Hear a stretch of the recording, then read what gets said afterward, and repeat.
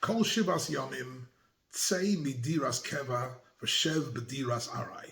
With these words, the Gemara in the very first daf of Sukkah tells us the code, if you like, for the whole of Yom Tov of Sukkot.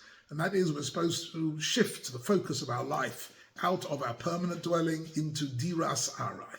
What is it about sitting in the Sukkah that makes it so magical and so beautiful? So, of course, we do know that we're sitting Tachas Kanfei Hashchina. The Schach represents a type of a protection which is not of this physical world at all. It's something which is Einu Makabel Tuma, it's something which is not really physically strong, but it is Tachas Kanfei Hashchina. This is the Ananei HaKovod, which follows us throughout Jewish history, the special Hashgacha of HaKadosh Baruch Hu, and by sitting in the Sukkah, we are immersing ourselves within that special atmosphere. But I just want to share with you two very brief ideas, one about the Sukkah and one about the Arba Minim, which I enjoy particularly at this time of year. Firstly, with regards to the Sukkah, there's something very profound about the word Sukkah itself, Samach Vav Kafeh, and that is that we're sitting in this little hut, but really it is a moment of a tremendously strong spiritual significance, which is expressed by the fact that the word Sukkah itself has got a pnimius and a chitzonius. It has an inner essence, and it has an external appearance. Like most things in life have got a pnimius and a chitzonius, but with a sukkah you have it very beautifully in a very specific way. And that is as follows. We all know that when we're davening, when we say the name of HaKadosh Baruch Hu, we're thinking Yud Kei Vav Kei.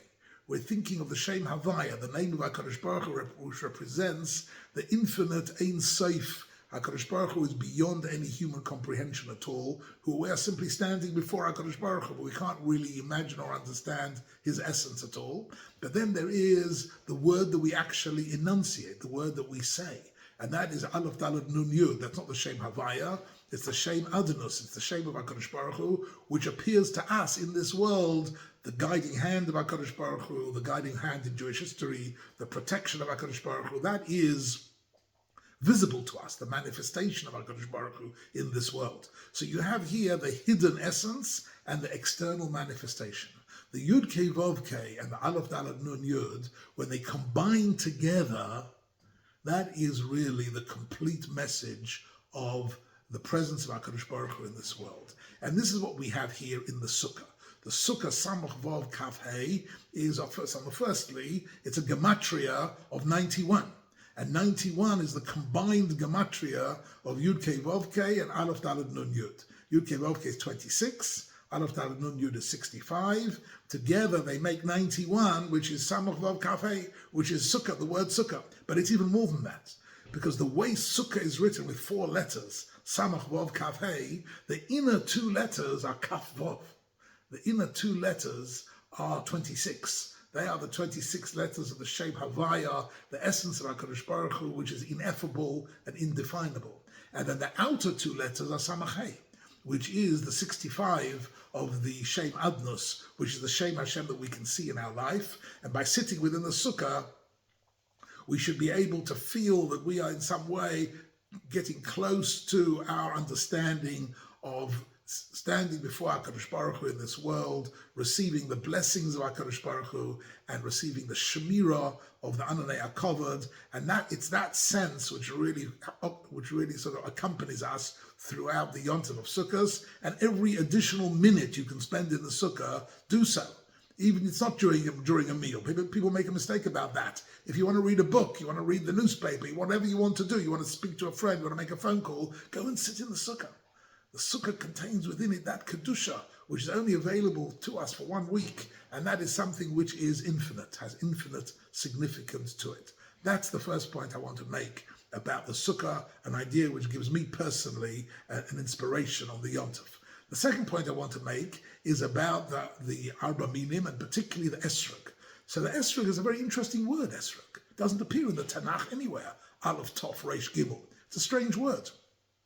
Where does it come from? Why did Chazal, I'll tell you where it comes from the Mishnah, but why did Chazal make up a new word for this Etrog?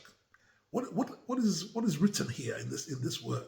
Sometimes when Chazal invent, and sometimes in a few different mitzvahs, like for example, the mitzvah of tefillin. Chazal invented this new word, tefillin. The word tefillin doesn't appear anywhere in the Tanakh. Chazal found it important to invent this word. When they do so, it's tzarich iyom. You have to know exactly what they're saying. Here, there's something very, very beautiful. That the Etrog, more than any other mitzvah, represents for us something which has complete shleimus, which has to be complete without any mum, without any discoloration, without any bit missing, can't be chaser, it can't have a hole in it, it can't have a dent in it. It has to be something which is as complete and as beautiful as possible.